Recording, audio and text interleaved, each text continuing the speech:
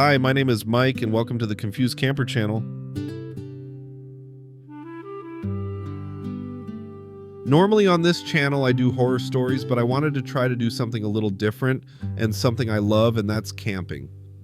Most people see this kind of stuff and stay home. As for me, I throw my gear in the truck. I'm not going to waste a perfect opportunity to enjoy this beautiful weather. This trip starts in Minneapolis, heading north toward Duluth, but not into town. Somewhere before you get there, past the plowed roads and cell service, there's a hidden spot I've had marked for a long time. Tonight felt like the night to test it, and myself.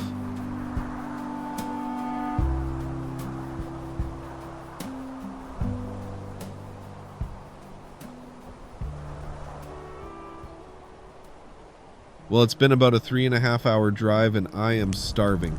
Tonight, I'm gonna make a soup over the fire, and that soup is campfire sausage potato soup, and it's delicious. It's only 4 ingredients: smoked sausage, 14 to 16 ounces sliced, potatoes, 3 to 4 medium diced, onion, 1 medium chopped, chicken broth, 4 to 5 cups.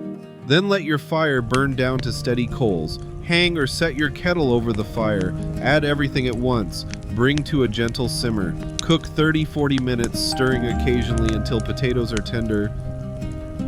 And enjoy. It's starting to get dark and the snow is coming down heavier.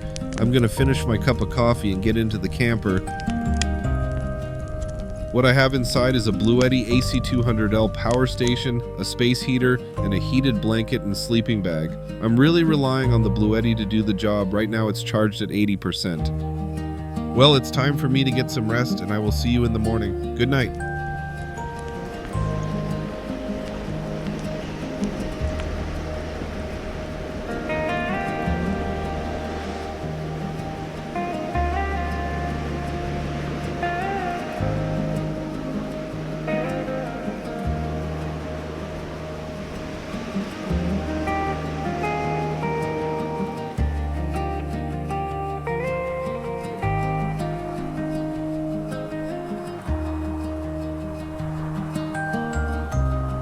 Well, we had quite the storm last night, but it all went good inside the camper. The Bluetti held up and I stayed warm all night, but all good things come to an end and it's time to get back home. This wasn't about proving anything, it was about respect for the cold, the wilderness, and knowing when you're a guest in nature's house. If you're thinking about solo winter camping, remember, the cold doesn't care how tough you are. It only cares how prepared you are. If you want more real-world solo camping stories like this, hit subscribe, and I'll see you out there when the storm hits.